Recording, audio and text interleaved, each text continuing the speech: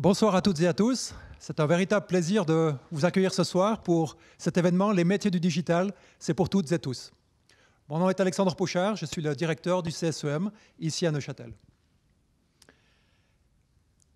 Je vous souhaite une cordiale bienvenue au nom de tout le CSEM et me réjouis de vous présenter ce que nous faisons ici au CSEM et dans quel contexte cela s'inscrit. La digitalisation, on le sait tous, a affecté de très nombreux métiers. Des professions telles que libraires, des professions comme bibliothécaires ou autres, aujourd'hui sont très impactées par la digitalisation. Par contre, d'autres professions sont actuellement très en vogue. Pensez dans le domaine de la data, par exemple, aux data scientists, aux data engineers, aux chief data officers. Simplement pour ce domaine de la data, vous avez plus d'une dizaine de profils différents qui sont apparus. Ou prenez les spécialistes du marketing digital, des réseaux sociaux, ou les personnes qui se passionnent pour la définition des interfaces que nous utilisons tous les jours comme utilisateurs. Eh bien, voilà quelques métiers qui sont aujourd'hui très fortement en vogue et qui ont suppléé quelque part tous ces métiers qui eux-mêmes ont un peu disparu. La digitalisation, elle est très importante pour nous au CSEM. Nous avons 3 priorités de recherche que sont, comme indiqué ici, les microtechnologies, les énergies renouvelables et puis les technologies digitales, avec différents domaines que nous poussons activement, que ce soit les données et l'intelligence artificielle, que ce soit les technologies digitales sur la santé ou d'autres, pour lesquelles nous investissons plus de la moitié de notre budget recherche et développement chaque année. Malheureusement, nous avons un problème, c'est que pour trouver les spécialistes actifs dans ce domaine-là, nous avons beaucoup de difficultés actuellement. Et nous ne sommes pas les seuls. Vous voyez sur ce diagramme qu'entre 2020 et 2028, il y a plus de 120 ou 130 000 postes à pourvoir au niveau de la Suisse. Environ la moitié sont des postes qui vont se libérer parce que des gens partent en retraite ou vont quitter la Suisse. Et l'autre moitié, eh bien, ce sont des postes qui sont nouveaux, créés grâce au développement du pays, au niveau du développement économique. Et on estime qu'en 2027-28, il y aura plus de 36 000 postes à pourvoir dans les domaines de la technologie, de l'information et de la communication. Un des moyens pour justement trouver ces spécialistes, c'est de pousser sur la formation. Et là, les parents, les professeurs, les maîtres ont un rôle extrêmement important. Un deuxième axe, c'est évidemment d'intéresser les personnes qui changent d'orientation. On sait tous qu'au cours d'une carrière, on va changer entre 5 et 10 fois de poste. Et donc, on peut essayer d'orienter un maximum de personnes vers ces professions de la digitalisation. Un troisième axe, c'est de profiter évidemment du potentiel des talents qui sont à l'étranger. Et pour cela, il faut que nous continuions à avoir des frontières ouvertes et que nous puissions engager les spécialistes. Et le quatrième axe, eh bien, c'est la diversité. On constate qu'aujourd'hui, nous n'avons que 20 à 30% de dames qui s'intéressent à ces profils de la digitalisation, alors que dans certains pays, il y en a 50%. Donc il y a là un très gros potentiel de développer ces profils. Ce que nous essayons aussi de faire au CSEM, grâce à diverses actions que nous avons menées cette année, notamment la mise sur pied d'un groupe de travail pour la diversité, la mise sur pied d'un plan d'égalité que nous déployons entre cette année et 2024, d'une charte diversité aussi qui est préparée. Nous avons des formations qui ont été données d'abord au management exécutif et qui sera donnée à tout le personnel du CSEM sur les biais genrés. Et puis en fait, diverses manifestations auxquelles nous participons pour justement intéresser un maximum de jeunes et de collaborateurs aussi à ces métiers du digital. Voilà ce que je voulais vous donner comme introduction et je suis heureux de passer la parole à Fabienne qui va vous parler un peu plus spécifiquement de ce que fait la SATV dans ces domaines-là. Fabienne, merci. La bienvenue à cette manifestation. Donc la SATV, c'est une des 4 académies nationales, c'est l'Académie suisse des sciences techniques. Et en fait, la SATV, c'est un réseau d'experts qui rassemble à peu près 350 professionnels ou disons personnalités du monde de la technique et des métiers de l'ingénieur. Elle rassemble aussi plus d'une cinquantaine de sociétés scientifiques ou techniques qui sont actives dans les domaines techniques. Et puis, elle constitue un important réseau d'expertise qui permet justement d'offrir une expertise qui est neutre, qui est objective, qui est indépendante et qui est apolitique, et qui est destinée essentiellement au monde politique et à la société civile. Alors, dans le cadre de ce réseau, je vais avancer là, dans ce cadre de ce réseau d'experts, on a des missions, et parmi ces missions, il y a entre autres la promotion de la relève dans les métiers techniques. Voilà, on a différentes actions, différentes plateformes prioritaires sur lesquelles on travaille, et parmi ces plateformes, on en a une qui est la promotion de la relève. Alors, ce n'est pas spécifiquement dédié aux femmes ou aux jeunes femmes, c'est dédié à tous les jeunes. Il y a des actions qui sont plus spécifiquement ciblées sur les femmes. Mais on est tous conscients, comme l'a mentionné Alexandre Pochard, on est tous conscients dans le domaine technique qu'on a un déficit en fait au niveau des professionnels des métiers de l'ingénieur. Et ça, c'est un double défi, parce qu'il y a un premier défi qui est lié à la possibilité de consolider notre développement économique et industriel. On a besoin d'ingénieurs pour pouvoir alimenter finalement ces entreprises qui mettent sur le marché des produits et des services innovants. Et si on veut rester performant, ben, il faut qu'on ait du monde. Et puis, il y a un deuxième défi qui est très important pour la société, c'est qu'en fait, la société a besoin, face à l'explosion de la société digitale, la société a besoin d'être en mesure de percevoir finalement les enjeux de la digitalisation. Et pour bien percevoir ces enjeux, on doit quand même avoir une base une sensibilité finalement à la technique. Alors, on est tous des grands utilisateurs de la technique, mais il faut aller un petit peu au-delà, parce qu'il faut être capable de comprendre justement quels sont les enjeux de ce développement, et il faut pouvoir l'orienter dans une direction qui est porteuse d'avenir finalement pour nos sociétés. Et pour faire ça, c'est important qu'on ait d'abord du monde, mais pas seulement du monde, mais qu'on ait aussi une diversité dans ce monde. Et la diversité, un des premiers facteurs, c'est le genre. Ça veut dire qu'il y a en gros, allez, moitié-moitié, pas tout à fait, mais moitié-moitié. Et si on veut pouvoir, dans une société digitale, avoir une vision équilibrée de ce qu'on peut construire, il faut que toutes les perceptions, toutes les sensibilités soient bien représentées.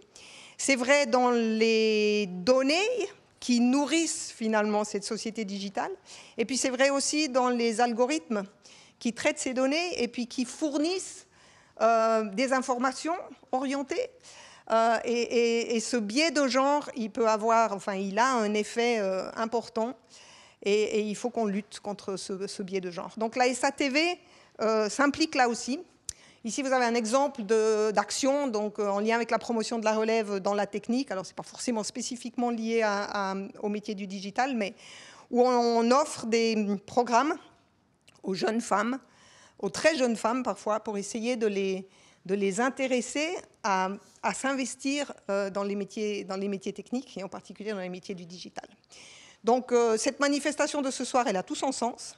J'espère que vous êtes, alors merci à ceux qui êtes déjà là en présentiel, j'espère que vous êtes nombreux derrière vos écrans, et que le débat et la table ronde de ce soir va permettre de nous donner confiance et courage pour qu'on s'améliore sur le front de la mixité et la diversité genrée dans le domaine du digital. Voilà, bonne soirée à vous.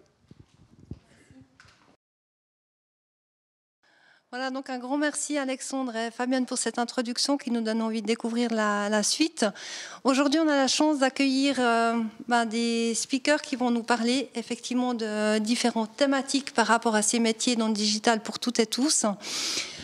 Donc Albin Battista, qui est président de la formation professionnelle suisse occidentale dans tout ce qui est information et communication de la technologie. Bienvenue. Nous avons Christophe Vanière, qui est directeur de l'école 42, avec un programme passionnant. Donc, je me réjouis également beaucoup de vous entendre.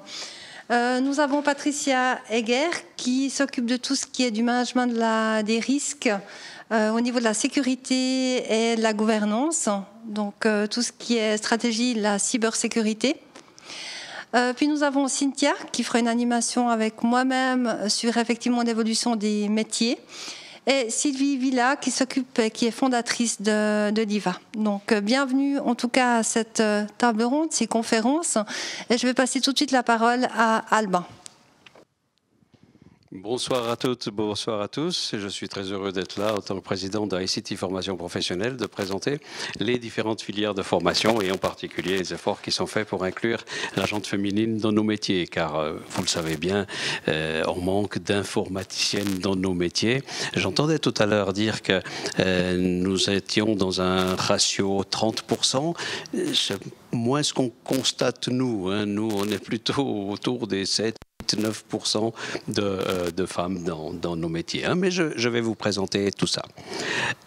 Donc, je vais vous donner quelques mots, parler quelques mots du groupement Romand de l'informatique, qui est le groupement qui s'occupe de ces formations, de mettre en place les cursus et de mettre en place les filières de formation pour tout ce qui est professionnel et tout ce qui est professionnel supérieur. Donc, les missions du groupement de l'informatique, c'est de promouvoir finalement la relève, promouvoir le métier. Je crois que nous sommes tous ici finalement pour répondre aux mêmes missions. Au niveau du GRI, nous avons quelques membres. Enfin, nous sommes surtout une association d'entreprises. Nous avons 400 membres. Ça représente à peu près 15 000 collaborateurs en Suisse romande. Les missions, c'est surtout la promotion des métiers de l'informatique et en fait la promotion de l'informatique d'une manière générale. Voilà. Je vous propose qu'on passe rapidement sur le GRI. On n'est pas là pour parler du GRI, mais on est là pour parler des formations et des enjeux des technologies de l'information en Suisse. Le petit graphique ici que vous voyez pour vous indiquer que nous savons bien que la Suisse est un pays de fromage, de chocolat, de montres. Oui, mais la Suisse est surtout d'informatique aussi. Donc les métiers de l'informatique et la technologie participent, est le troisième contributeur au PIB en Suisse et participe à hauteur de 29-30 milliards par année. Donc oui, c'est vrai, les banques sont en première place, et la construction aussi, mais le troisième contributeur, c'est les métiers, c'est nos métiers, c'est les métiers ICT. Les métiers ICT en Suisse, eh bien, c'est quoi? Nous avons à peu près 240 000 professionnels qui travaillent dans ces métiers en Suisse, toutes qualifications confondues, tout titre confondu. Sur ces 240 000, nous avons, tout à l'heure ça a été présenté, une partie qui quitte le métier, une partie qui reviennent, enfin, etc., etc. Mais nous avons en tout cas besoin, rien que pour le renouvellement, nous avons besoin en fait de 5% de renouvellement. Ça, c'est l'OCDE qui dit, les statistiques disent que, voilà, grosso modo, 5% partent à la retraite ou bien s'orientent différemment. Donc, nous en perdons 12 000 par année. Et voilà, c'est là que je ne retrouve pas exactement les 30% de personnes féminines dans nos métiers, malheureusement. Donc, effectivement, on a un ratio, évidemment, largement insuffisant. Et c'est pas par manque d'essayer. Le groupement Romand de l'informatique essaye chaque année, grâce et à l'aide des bureaux d'égalité, on organise des séminaires, enfin, ou plutôt des journées de découverte, etc., etc. Et on espère voir toutes ces jeunes filles qui ont 14, 15 ans, qui viennent à ces journées de découverte. On espère les revoir dans les cycles de formation et non, elles sont happées par d'autres destinées avant d'arriver sur les bancs des informaticiens et des informaticiennes. Mais on est là pour développer cet aspect-là. Les qualifications. Donc, dans nos métiers, nous avons des gens qui ont appris en fait l'informatique, qui viennent d'une filière informatique, qui ont étudié l'informatique, et nous avons des gens qui n'ont pas étudié l'informatique. Donc par contre, ils sont devenus un peu informaticiens parce qu'ils aiment bien ça, parce qu'ils ont une fois mis une clé USB dans un ordinateur, parce que, c'est-à-dire, on a des gens qui sont clairement dans les filières informatiques, on a des gens qui ne viennent pas de ces filières informatiques, et puis on a aussi évidemment des gens qui quittent, donc des informaticiens qui préfèrent finalement aller faire autre chose. Donc, voilà, on a un peu tout ce panel à disposition. Là, le schéma, bien, je ne vais pas le recommenter puisqu'il a été présenté tout à l'heure, mais effectivement, c'est le schéma qui nous dit que, eh bien, voilà, on va manquer 217 000 informaticiens. Donc, si on dit qu'aujourd'hui, on en a à peu près 220 000, donc on va manquer de la moitié de ce que l'on a aujourd'hui déjà. c'est pas quelques petits manques. Et la problématique du manque d'informaticiens, et comme ça a été rappelé tout à l'heure, eh bien, c'est pas tellement, enfin, on se regarde pas le nombril en disant tiens, ça manque d'informaticiens, ça nous embête. Non, c'est que l'économie a besoin d'informaticiens, et tous les informaticiens qu'elle n'arrive pas à trouver, ce sont des projets qui la mettent en péril, enfin, il y a des projets qu'elles ne vont pas pouvoir réaliser, et donc des projets qui vont manquer lorsqu'elle devra faire face à plus de compétitivité, plus de digitalisation, plus, simplement parce que nous n'avons pas les professionnels qui peuvent mettre en œuvre ces différents projets de digitalisation. Aujourd'hui, on en parle. Les besoins en 2028, bon, c'est un petit peu la soustraction des tableaux précédents, n'est-ce pas? Donc, des formations initiales. On a la petite... Non, d'accord. Ah oui. Enfin, ouais. Bon, au niveau des formations initiales, eh bien, c'est donc tout ce qui est nouveau diplômé, les formations supérieures, les universitaires et les autres diplômes. Et en vert, c'est donc les besoins supplémentaires de formation. Il faut donc qu'on mette en place, alors on met en place, mais il faut qu'on continue de mettre en place, il faut qu'on continue de sensibiliser les jeunes en particulier pour qu'ils rentrent dans ces filières de formation, et les jeunes. L'informatique a évolué, évidemment, et les métiers de l'informatique ont beaucoup évolué. Nous parlions à l'époque de mettre en place des ordinateurs. Vous savez ce que ça veut dire? D'où vient le mot bug? Eh bien, à l'époque, c'était des ordinateurs faits avec des interrupteurs, et puis il y avait en fait des petits insectes qui se mettaient entre les contacts, et ça faisait, donc insectes en anglais, c'est des bugs. Et donc le debugger à l'époque, c'était plutôt la personne qui se promenait avec de l'insecticide sur le dos et puis qui allait asperger les différents contacts pour faire en sorte que ça remarche. Enfin, juste pour la petite histoire, l'évolution des métiers et de l'informatique a été considérable. Aujourd'hui, les problématiques sont moins d'ordre matériel, encore qu'au CSEM, on est un peu mal placé pour dire que le matériel n'est pas très critique. Hein, tout ce qui est capteur, évidemment, ça sort d'ici, c'est évidemment fondamental. Mais l'informatique et les métiers éthiques ont évolué de matériel à des logiciels, à des services, à des technologies. Et aujourd'hui, effectivement, ces métiers, il y a beaucoup de nouveaux métiers. Un petit graphique pour montrer un petit peu ce que les entreprises digitalisées réussissent à sortir comme bénéfice. Et vous avez intégré les 30 secondes auxquelles j'ai droit. Et donc, en fait, aujourd'hui, tout ce processus de formation, il répond toujours à un besoin de société, il répond à un besoin de produit. Si l'iPhone est sorti, c'est parce qu'à un moment donné, il y a quelqu'un qui a bien voulu avoir un iPhone. Donc, in fine, au bout, c'est toujours un humain. On va dire qu'il y a des évolutions de société.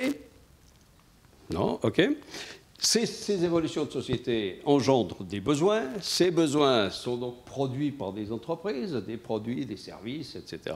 Pour pouvoir le faire, il nous faut des compétences. Et pour pouvoir faire avoir ces compétences, il nous faut des formations. Enfin, je n'ai rien inventé. Hein. C'est simplement, je remets à l'origine un petit peu les choses. Et puis, je me suis permis de mettre quelques petites icônes. Je me suis permis de mettre quelques petites icônes de technologie en bas.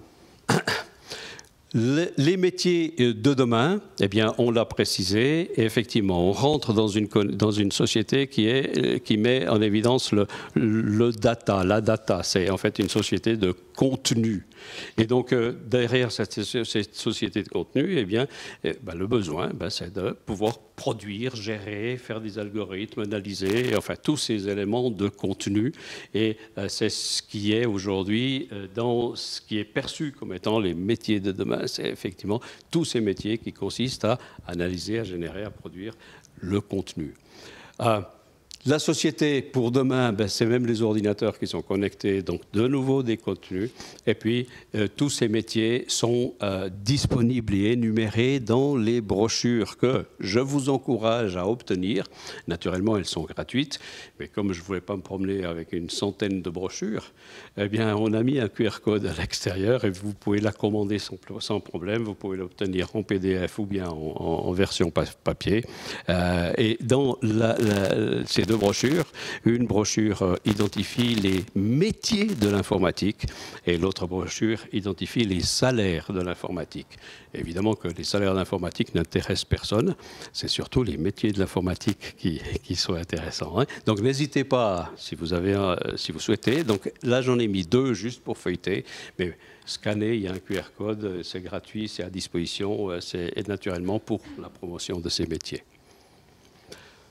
Les filières de formation, donc on a la possibilité de passer au travers de ces filières de formation. En deux mots, il y a les formations initiales, il y a les formations supérieures, c'est ce qui s'appelle le tertiaire. On a la possibilité de faire ça dans des universités, on a la possibilité de faire ça à travers la formation supérieure, professionnelle supérieure. Par où commencer? On commence par un test d'aptitude, on est dans la boucle et on finira. Aujourd'hui, nous avons 500 jeunes qui n'ont pas de débouché par rapport à leur envie de faire informaticien. Et ce qui nous manque, c'est des places et c'est des entreprises pour pouvoir lancer ces formations. Donc, ce n'est pas la vocation des jeunes qui nous manque. Ce qui nous manque, c'est plutôt des places qui sont offertes pour pouvoir mener à bien ça. Le GRI intervient avant, pendant, après. Vous avez vu que j'accélère un petit peu parce qu'on me fait des signes de tous les côtés, comme quoi j'ai épuisé mon temps de parole. Donc, de toute façon, ce slide et ce document sera disponible, bien sûr, sur le site Internet. Donc, vous pourrez aussi le consulter avec plus de temps. Les références, quelques liens, et je vous remercie de votre attention et de votre écoute.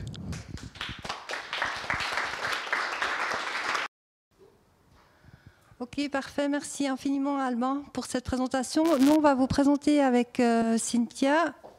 On va peut-être juste...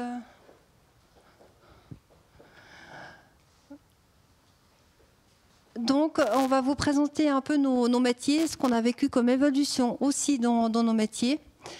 Le premier slide porte effectivement sur les RH. On se rappelle des années 2000.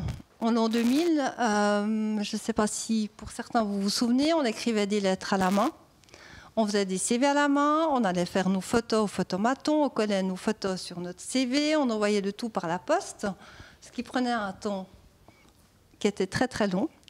On envoyait notre courrier, on espérait avoir une réponse dans les 2-3 semaines qui suivaient, ou en tout cas un coup de téléphone, mais comme on n'avait pas de Natel, on se dépêchait de rentrer à la maison pour être sûr que la personne avait reçu notre CV.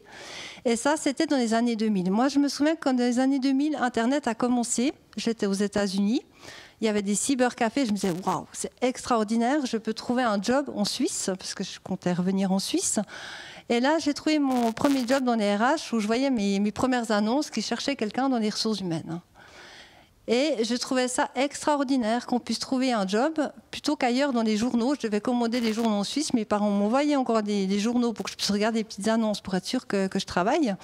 Donc c'était un autre monde dans le recrutement et on faisait ça en face-to-face. On était vraiment, on voyait notre recruteur, on avait un entretien tout à fait classique.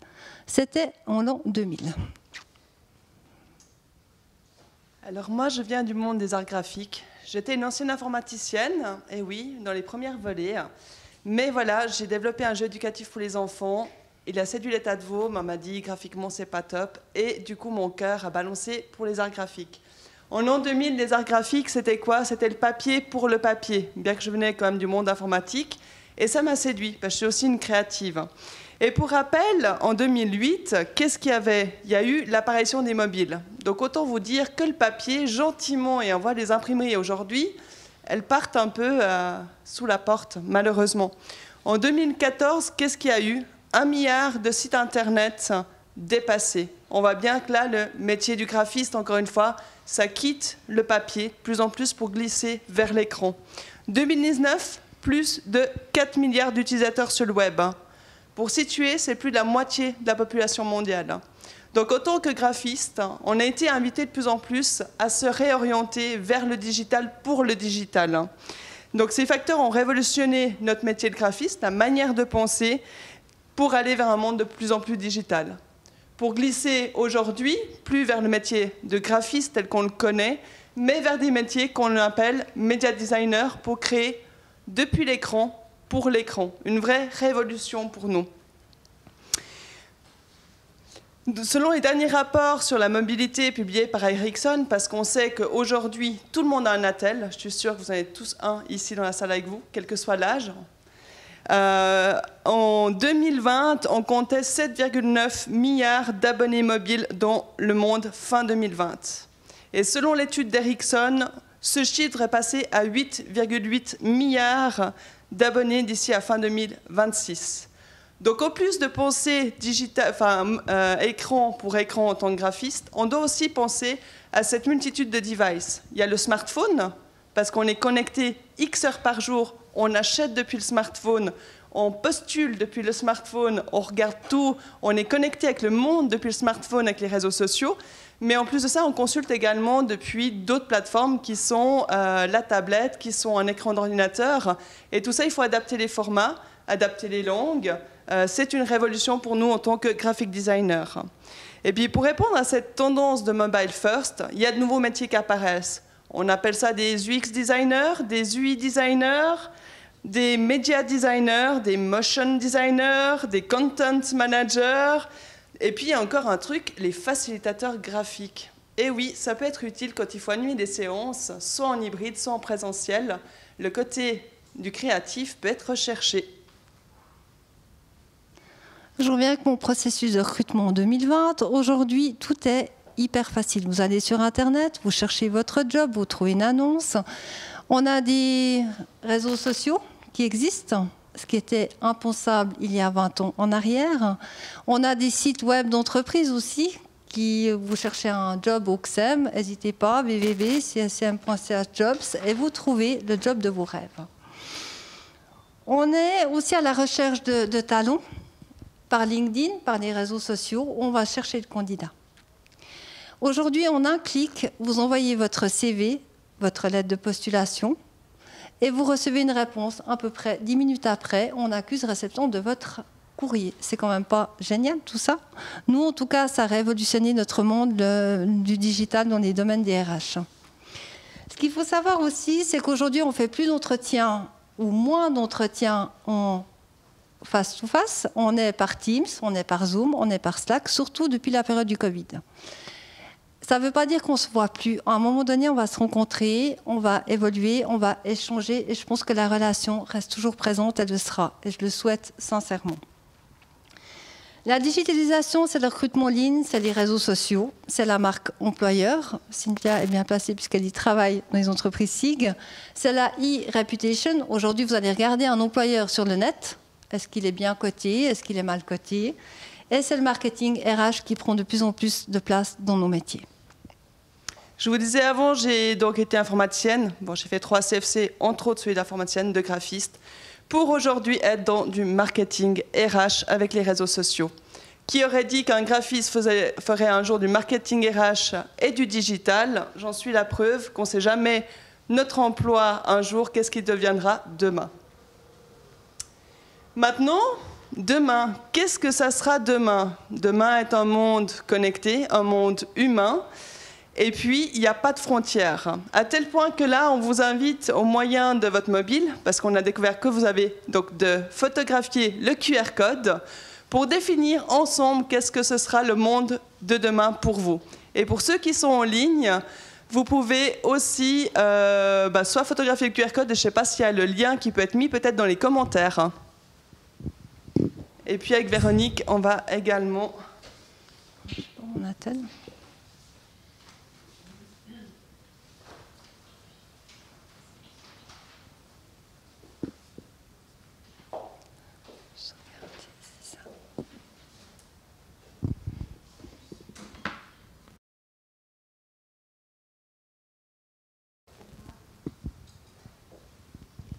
Est-ce que vous êtes bien sur la plateforme Mentimentor?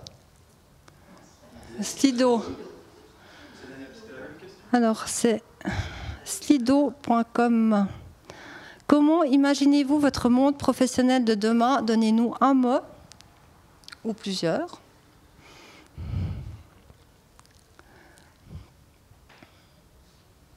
Est-ce que ça fonctionne, Sylvia? Top. Et là, ce qui est génial avec la technologie, on ne sait pas qui est derrière l'écran. Donc, de partout dans le monde, on peut s'imaginer que des gens participent maintenant en live sur ce nuage de mots qui apparaît. Donc là, je ne le vois pas sur l'écran chez nous, mais en tout cas, la tablette est connectée et je vois qu'au centre, il y a le mot digital, le mot connecté. Après, ensuite, on a ce mot vitesse. Effectivement, on est dans un monde qui va de plus en plus vite. Stressant. Complexe, on rejoint en fait le fameux VUCA. Incertain, divers, flexible, complexe, en apprentissage constant, hybride, robotisé. J'aime beaucoup le mot inspirant, il est en anglais, inspiring.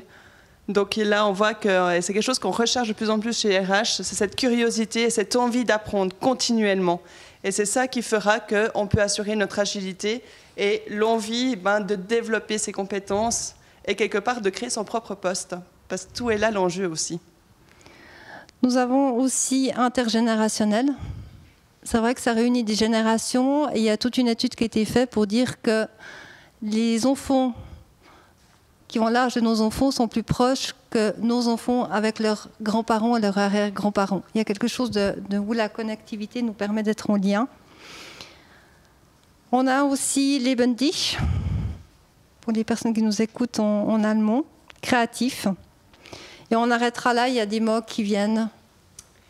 En fait, pour nous, avec Véronique, c'était important de vous dire que nous, on ne sait pas de quoi demain sera fait. Quels seront les métiers de demain ? On sait que dans la presse, c'est noté 85% des emplois de 2030 n'existent pas encore. Donc, on n'a pas pour vous à vous dire, les jeunes qui sont ici dans la salle, demain, vous allez pouvoir faire ce métier avec tel CV ou tel intitulé de poste. Voilà, ce sera la DRH de demain qui s'appellera Vera et pas Vero. Elle existe, à part ça, elle a vraiment été développée. On a aussi des serveurs en Chine ou en tout cas en Asie qui ont été engagés pour servir les clients. Ils ont été licenciés parce qu'il n'y avait plus de relation et de chaleur humaine avec les consommateurs. Pour moi, le monde de demain, c'est vraiment un monde où on aura peut-être plus de relations, on sera peut-être différents. La digitalisation prendra effectivement beaucoup de place dans nos métiers et nous aidera à nous orienter sur les relations humaines. Et j'espère que demain, je ne serai plus directrice de ressources humaines, mais directrice de relations humaines. Et ma vision en tant que marketing RH et ancienne graphiste, c'est avant tout en fait une histoire de profil et de soft skills, donc compétences douces. Qu'est-ce que c'est qu'un graphiste? C'est d'abord avant tout quelqu'un qui est créatif. Et sur les autres métiers aussi, quelles seront les compétences qui assureront en fait le profil de la personne pour demain? Donc aller chercher avant un savoir-faire, un savoir-être pour guider le savoir-faire de demain. Ça serait un petit peu mon message. Merci beaucoup.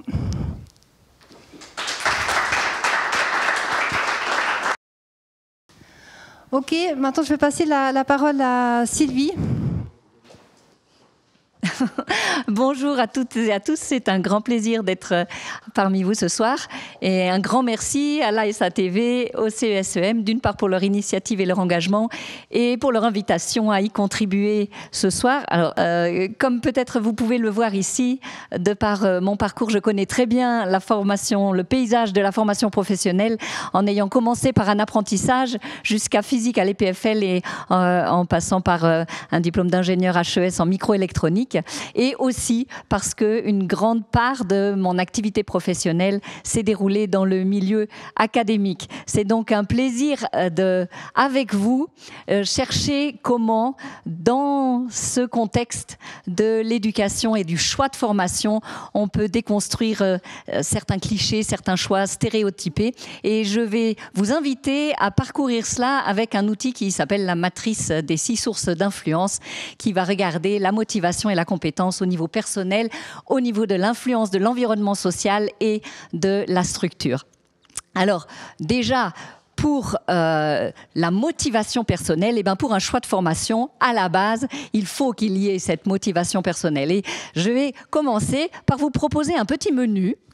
Mahjong avec poupou oriental et baba, un steak frites ou bien un genou de tadorne en jus de parchita. Alors pas besoin d'aller checker sur Google, c'est vraiment inventé pour l'occasion, mais j'aimerais savoir qui choisirait le Mahjong avec poupou oriental parmi nous. Levez la main. Et quand même 4-5. Qui choisirait le steak frites? Et qui choisirait le genou de tadorne en jus de parchita? J'aimerais savoir, à votre avis, pourquoi davantage de mains levées pour le steak frites? Parce qu'on sait à quoi s'attendre, hein. Derrière un choix, eh bien, il faut connaître pour choisir. Et effectivement, il y a pas mal d'initiatives et d'occasions qui sont données pour les jeunes filles. En l'occurrence, nous allons contribuer, comme le CSEM et comme beaucoup d'autres entreprises, à la journée Futur en tout genre, ou Oser tous les métiers, dans le canton de Vaud. Nous avons, par l'IVA aussi, nous organisons des camps. La SATV fait un magnifique programme sur une année. Bref, il y a des possibilités, il y a les journées de portes ouvertes, mais cela reste quand même des petits événements extrêmement ponctuels. Et moi, je ne peux que inviter les parents et les enseignants à vraiment, vraiment saisir toutes les occasions qu'ils et elles peuvent pour aider à découvrir ces différents métiers pour que cela puisse s'intégrer dans le panel des choix. Maintenant, si on passe aussi aux compétences. Alors, en général, le problème n'est pas de manquer de points forts. Je veux dire, nous avons tous bien assez de points forts. Ça réside plutôt à ne pas réussir à les exploiter. Alors, vous allez me dire, comment cela se fait? Eh bien, c'est parce qu'en fait, c'est un point fort. On est tellement dedans, ça nous paraît tellement naturel qu'on n'en a pas forcément conscience. Par contre, les faiblesses, alors là, on s'en rend compte soi-même, mais on a généralement bien assez de personnes autour de nous pour pointer le doigt dessus aussi. Or, les meilleures chances de développement au niveau personnel et professionnel résident quand même dans les domaines où on a les meilleurs talents. Je vous invite donc à vraiment inviter les jeunes filles autour de vous à être conscientes de leurs points forts et à aussi prendre conscience que du coup, elles peuvent devenir excellentes en travaillant sur ces points forts et non pas en corrigeant leurs points faibles. Et ça n'est pas une question d'ego, c'est vraiment une question de responsabilité pour elles-mêmes d'abord et pour les autres aussi, pour notre société. Passons ensuite au soutien social. Et je voudrais là souligner l'importance, en fait, des paroles reçues. Dans le cadre du programme LIVA, nous avons des ambassadrices. Là, vous avez une photo de Sarah, qui était l'ambassadrice du CSEM au printemps dernier, qui devait, comme toutes les autres ambassadrices, répondre à la question que vous pouvez lire au tableau pour savoir quelles sont les paroles qu'elles ont reçues qui les ont encouragées à faire ce choix d'une formation technique et scientifique. Et pour certaines, c'était « vas-y, tu peux le faire », etc. Pour d'autres, c'était quand même « pour qui tu te prends ?» S'il n'y a pas de fille, c'est qu'il y a une bonne raison, hein, etc. Et du coup, il a fallu pour elles développer vraiment presque de la rage pour vouloir prouver qu'elles peuvent quand même le faire. Mais là, on rentre dans des tempéraments de pionnières. Or, nous, ce qu'on aimerait, c'est que toute fille, tout à fait, je dirais, dans la norme d'un caractère posé, mais pas non plus à renverser le monde, eh bien, puisse se sentir à l'aise de choisir ses métiers sans ressentir, en ayant justement ce soutien social. Là aussi, c'était quand elles accompagnaient le concours pour l'AS7TV. Et je vais passer ça parce que j'ai vu que nous allons essayer de gagner quelques petites minutes. Maintenant, pour les compétences, comment l'environnement social peut aider pour les compétences? Alors, je vais raconter deux anecdotes, une pour les enseignants d'abord et ensuite une pour les parents. Pour les enseignants, quand il y a donc plus de 20 ans que je crée des programmes pour encourager davantage de filles dans les métiers techniques, et un de ces programmes, c'était une année préparatoire pour les filles avant d'entrer en HES. Et donc, la première volée a commencé en 2004. Et en 2005, eh bien, ces filles se sont retrouvées dans des filières bachelor des différentes écoles d'ingénieurs. Et quelques mois, j'étais à l'époque doyenne à l'école d'ingénieurs à Yverdon. Et à peine quelques semaines après la rentrée académique, un prof de maths arrive vers moi et il me dit « Sylvie, j'ai 2 de tes filles dans ma classe et je viens de faire mon premier test de maths et elles ont un résultat insuffisant. Je ne sais pas si tu leur rends service à vouloir les encourager vers ces formations techniques. » Alors, j'ai souri, je l'ai regardé, et puis j'ai dit « Jacques, rappelle-moi combien tu as d'étudiants dans ta classe ?» Il me dit 33. Et j'ai dit « Tu veux bien me dire aussi combien ont eu un résultat insuffisant à ce premier test de maths ?» Il me regarde, il n'est pas prof de maths pour rien, donc il sourit un peu lui aussi, puis il me fait 19. Et je lui dis « Pourquoi est-ce que tu ne viens pas me dire tout le souci que tu te fais pour ces 17 garçons qui ont fait un résultat insuffisant à ce premier test de maths, hein ?» C'est un grand classique, les jeunes viennent de différentes écoles, de différentes CFC différents dans nos écoles HES, et au départ, eh bien, il y a un rattrapage à faire. Et il serait tellement important qu'on ne remette pas en cause la légitimité de la présence des filles parce qu'elles ont des résultats insuffisants. J'ai enseigné à des classes quasi totalement masculine pendant des années. J'avais certains étudiants qui ont terminé avec 4 sur 6 et ce n'est pas pour autant que c'était ensuite de mauvais ingénieurs dans l'industrie. Laissons aussi cette place. Ça, c'était l'anecdote pour les enseignants. Et puis une petite anecdote pour les parents. Alors là, je vous transmets les résultats d'une étude qui a été faite à grande échelle, en disant, voilà, vos enfants rentrent, vous la voyez derrière, avec un certain nombre de notes, 6 en anglais, 5, etc., 3,5 en maths. Sur laquelle de ces notes passez-vous le plus de temps à discuter avec votre fille ? Eh bien, tristement, sans surprise, vous voyez que 77% quand même des parents ont effectivement rapporté s'être focalisés sur ce 3,5, ce résultat insuffisant. Alors, je ne suis pas en train de dire pour les parents qu'il ne faut pas travailler les mathématiques, bien évidemment. D'abord, la question, c'était le plus de temps. D'accord ? Je voudrais là remettre un petit clou sur le fait de travailler vraiment sur les points forts. Bien sûr qu'un point faible, il faut les gérer pour que ça ne soit pas des handicaps, mais ça n'est certainement pas là-dessus qu'il faut passer ni le plus de temps, ni le plus d'encouragement. Au contraire, encouragez-les, vraiment boostez-les positivement sur leurs points forts. D'accord ? Parce que, je le répète quand même, bien sûr, c'est nécessaire de ne pas se laisser envisager. 3 minutes, on continue. Je voudrais aussi juste, avant de passer au domaine structurel, dire que il y a une palette tellement large. Ça a déjà été soulevé dans ces métiers du digital.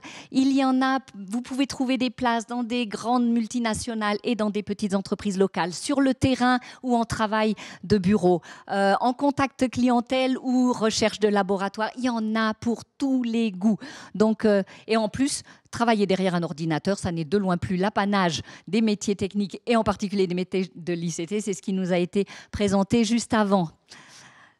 Les influences de la structure autour de nous. Alors là, j'enfonce un clou qui revient aussi, qui a été mentionné.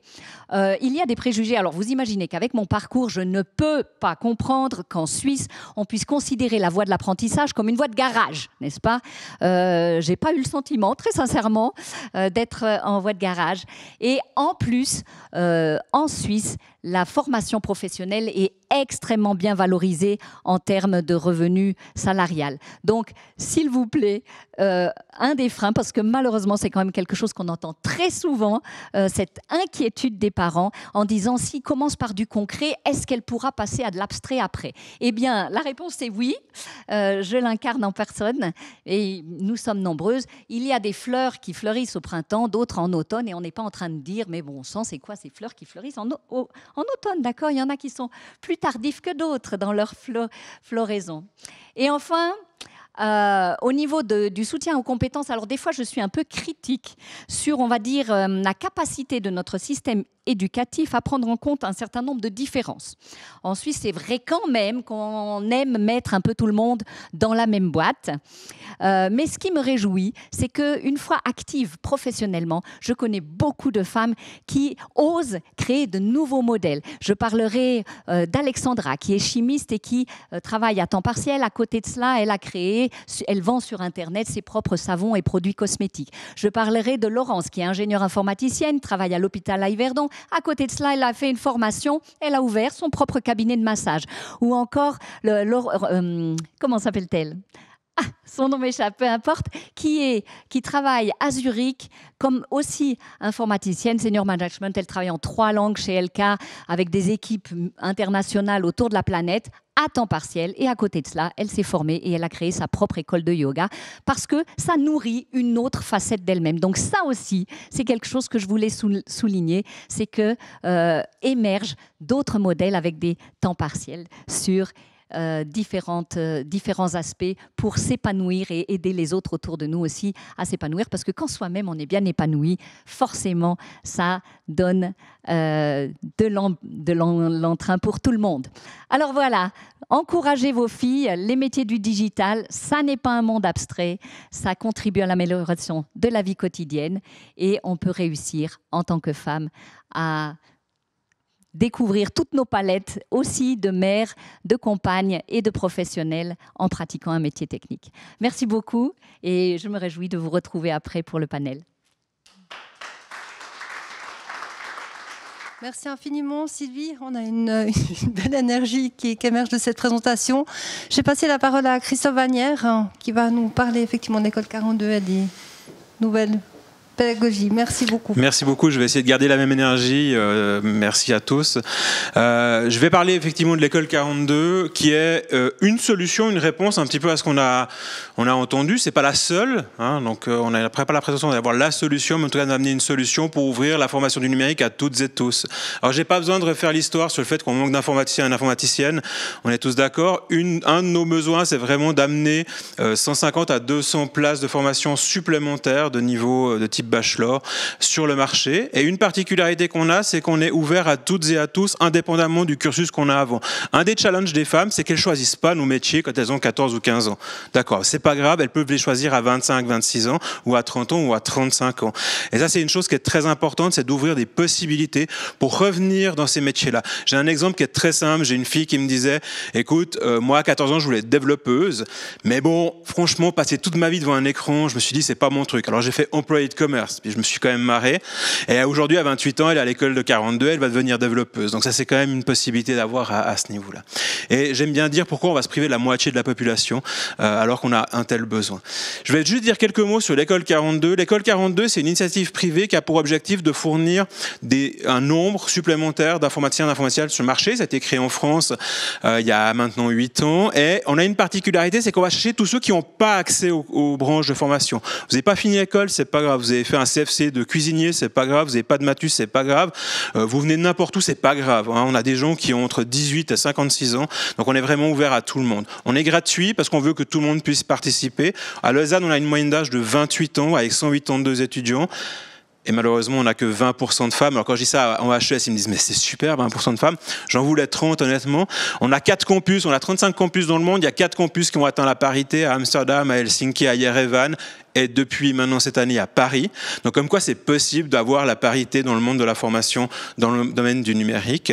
Et puis l'autre élément, c'est qu'effectivement il y a plein de biais. Alors on a réglé le problème, on a enlevé les profs, ça évite une partie des biais. Et l'autre élément, c'est qu'on travaille sur le peer-to-peer, c'est-à-dire qu'on échange dans le processus, c'est-à-dire qu'on travaille ensemble, on accepte qui on est et on prône vraiment la différence. Comment est-ce qu'on fait ceci? Comment est-ce qu'on arrive à sélectionner des gens qui ont 100% d'emploi à la sortie de notre formation? D'abord, on a un processus de sélection qui est assez simple. Il suffit de se connecter en ligne, faire un test de 2 heures pour voir si on a encore deux neurones entre les oreilles. Et puis ensuite, on va passer 4 semaines, en fait, dans ce qu'on appelle, nous, la piscine. Alors, c'est très intéressant par rapport au biais de genre. On a exactement le même niveau de résultat entre les femmes et les hommes dans le test en ligne. On a exactement le même niveau de résultat entre les femmes et les hommes dans la piscine. La grande différence, c'est que si on a 20% de candidates, on aura 20% d'étudiantes. Et si on a 50% de candidates, on aura 50% d'étudiantes. Donc, notre job aujourd'hui, c'est vraiment de convaincre ces dames femmes, ces jeunes femmes, qu'elles ont une place dans le métier du numérique. C'est super sympa. C'est un métier où on travaille assis la plupart du temps. C'est pas physique. On prend pas trop risque quand même d'aller bosser dans l'informatique. On peut travailler à distance. Donc c'est quand même un métier qui est assez sympa. Et en plus, c'est bien payé, je vous le jure. Donc ça, c'est quand même un élément qui est important. Et ce qu'on a réalisé en discutant avec les femmes, c'est qu'elles disent, mais moi, ce que ça m'ouvre comme objectif, comme carrière, c'est pas ça qui me motive le plus. Moi, ce que je veux savoir, c'est est-ce que c'est cool de venir faire une formation en informatique? Et honnêtement, aujourd'hui, je vous jure, quand je discute avec des femmes qui ont fait des apprentissages dans nos métiers, c'est super dur qu'on dit « Ah, t'es une femme et en plus, t'es jolie, c'est quand même cool en informatique. » C'est ce genre de remarques qu'elle reçoit à peu près toute la journée pour celles qui sont jolies. Et il y a vraiment un gros travail à faire dans tous les métiers de l'informatique, dans tous les éléments de formation, pour vraiment leur dire hey, tu as le droit d'être ici, tu es complètement légitime. Et nous, c'est aussi un critère de sélection pour les messieurs d'être capables d'accepter les femmes dans notre école. Et on a des gens qui ont une compétence technique, mais qui socialement sont incapables de travailler avec des femmes. Et ces gens-là, ça ne va pas aujourd'hui dans nos métiers. Si on veut leur dire c'est une place qui est safe pour vous, il faut absolument que tout le monde se comporte correctement. Et quand je dis tout le monde, ce n'est pas que les hommes, parce que les femmes ont les mêmes biais de genre que nous, malheureusement, parce qu'elles vivent dans le même monde que nous. Et ça, c'est super important. Et là, c'est un élément qui est important dans ces 4 semaines. En fait, on dit souvent à tout le monde, femme ou pas femme, essayez. Là, vous faites un test, vous vous dites, OK, j'ai les compétences, 30% de réussite, c'est 2 heures de votre vie, ça va aller. Et ensuite, vous venez faire 1 mois d'informatique. Ça vous plaît pas? Bah, vous avez essayé, c'est pas grave. Ça vous plaît? Ah bon, j'ai les compétences? Ah bon, je suis sélectionné? Et on a aussi après 30% à peu près de personnes qui sont sélectionnées. Et là, c'est vraiment l'important à ce niveau-là. J'aimais bien dire, parce que quand on parle de la piscine, c'est 4 semaines intensives, on fait en moyenne 60 heures par semaine. Donc, autant vous dire, c'est entre 40 et 90 heures. Et puis, je dis, on travaille beaucoup sur l'endurance physique et psychologique. Alors on m'a dit, ouais, c'est pas très féminin ça. Alors, moi, je connais un métier où il y a beaucoup d'heures de travail, où on est en pression physique et psychologique, qui s'appelle infirmière, et qu'on me dise pas que c'est pas un métier féminin aujourd'hui, parce qu'il a l'autre biais de genre. Et donc, quand on me dit ça, j'ai envie de dire, mais on ne faut pas croire que les femmes ne savent pas donner d'elles-mêmes. Elles sont capables de faire un boulot à plein temps, de rentrer à la maison, de s'occuper des enfants. Donc, je crois qu'on a beaucoup à apprendre de ce côté-là. Et en tant que mec, c'est facile de le dire aussi aux mecs, parce qu'effectivement, il faut pouvoir dire, moi aussi, j'ai eu des commentaires à la con, moi aussi, je serais dans une équipe où on avait une femme, c'était cool. Je donne des cours en brevet diplôme fédéral d'informatique. On a 1, 2, 3 femmes dans les classes, on est super contents. Mais effectivement, il faut arriver à déconstruire ces biais de genre. Et c'est aussi plus facile de le dire quand on a été soi-même un acteur de ces biais de genre dans ce contexte-là. Notre formation, elle a ceci de particulier, c'est qu'elle n'a pas de prof, elle n'a pas de cours. Donc en fait, on vient quand on veut. Et un des problèmes qu'on a en tant que parents, et je ne veux pas dire en tant que maman, mais en tant que parent, c'est la garde des enfants. Et on est la seule école où l'horaire s'adapte à la garde des enfants. Vous avez une garde le jeudi, le vendredi, vous venez là. Vous avez les grands-parents qui gardent les enfants le week-end, le lundi, vous venez quand vous voulez. Vous pouvez venir le soir, vous pouvez venir le dimanche, vous pouvez venir à l'heure qui vous arrange. Et ça change tout quand on a une charge de famille. Et on a beaucoup de femmes qui aujourd'hui sont des personnes qui ont arrêté de travailler pour s'occuper des enfants, qui veulent revenir dans le marché du travail, qui ont une trentaine d'années et qui viennent suivre notre école. C'est à peu près la photo cible qu'on a à ce niveau-là. Après, on a une formation qui dure, on ne fait pas des informaticiens en 2 mois. Je suis désolé pour tous les gens qui cherchent des solutions rapides. C'est quand même une formation qui dure 3 ans en moyenne. Par contre, après la première année, une année de formation, on va rentrer dans le monde du travail à travers des stages. Et là aussi, c'est l'autre challenge. Les entreprises qui me disent « Ah, mais nous, on veut engager des femmes », c'est déjà une bonne nouvelle. Après, je dis, mais vous faites quoi pour les intégrer correctement? Et là, il y a un vrai challenge dans le monde de l'entreprise de dire comment vous intégrez, comment vous cassez ces biais de genre. Et il y a tout un travail à faire dans ce domaine-là pour vraiment être capable de changer les pratiques. Et je vous jure, j'en viens des entreprises, donc il y a vraiment du travail à faire à ce niveau-là. Et ensuite, on a la capacité de pouvoir continuer à se spécialiser. Parce qu'il y a un autre élément qui est important en informatique, et c'est vrai quel que soit le genre, c'est la capacité à se mettre à jour régulièrement. Et une des particularités de notre école, c'est qu'on peut toujours revenir dans notre école. Elle est gratuite, on peut venir quand on veut. On peut venir le lundi, mardi, on arrête parce qu'on a une séance. Mercredi, les enfants sont malades, donc on se reste à la maison. Puis le week-end, on revient, c'est pas un problème. Donc on a cette flexibilité qui permet sans arrêt de rester dans une logique de formation continue. Je l'ai dit, à Lausanne, on a pour l'instant 19% de femmes sur nos 182 étudiantes et étudiantes. On est principalement sur le territoire roman avec quelques Français frontaliers. Donc on est vraiment sur une école qui est à ce niveau-là. On vise 30% de femmes pour la prochaine rentrée. 35% même, et 50% d'ici 2 ans. C'est un objectif. Tout le réseau 42, les 35 écoles, on vise la parité. C'est un vrai effort, ça ne se fait pas tout seul. Je veux dire, on doit travailler avec des gens dont c'est le métier de nous conseiller sur la parité. Et ce qui est très étonnant, c'est que ce n'est pas les femmes de mon équipe, donc on a une équipe mixte, on a 5 personnes de chacun des genres, et ce n'est pas elles qui sont le plus à l'aise pour savoir déconstruire ces biais de genre. Quand vous dites à une femme, on va faire des efforts, mais c'est bon, on n'est pas des bébés non plus, il n'y a pas besoin de nous prendre par la main. Eh bien oui, je suis désolé de le dire, il faut faire des efforts, il faut mettre des photos d'hommes, il faut mettre des photos de femmes, il faut avoir un discours qui est inclusif, il faut avoir un discours qui explique aussi qu'on peut se faire plaisir et c'est pas non plus un boulot de malade, on n'est pas des barbares, on a des boulots qui sont vraiment super sympas dans ce contexte-là.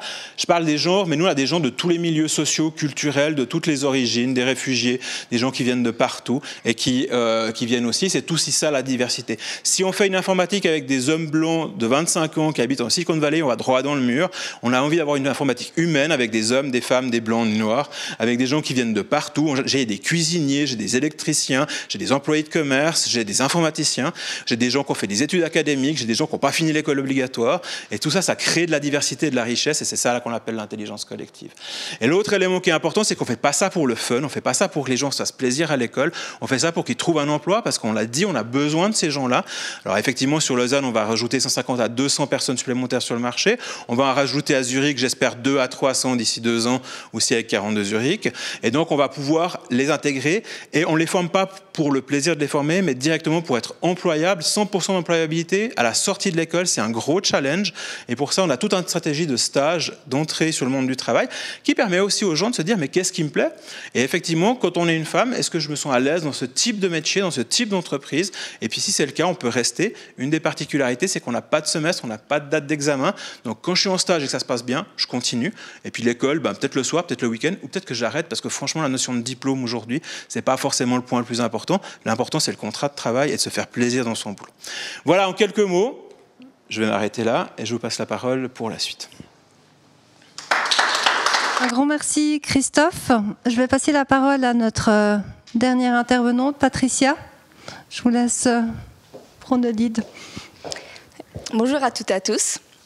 Pour me présenter en quelques mots, je m'appelle Patricia et je travaille actuellement dans l'équipe de sécurité de l'entreprise suisse Proton, créatrice du service d'email chiffré Proton Mail, parmi d'autres services centrés sur la protection de la vie privée.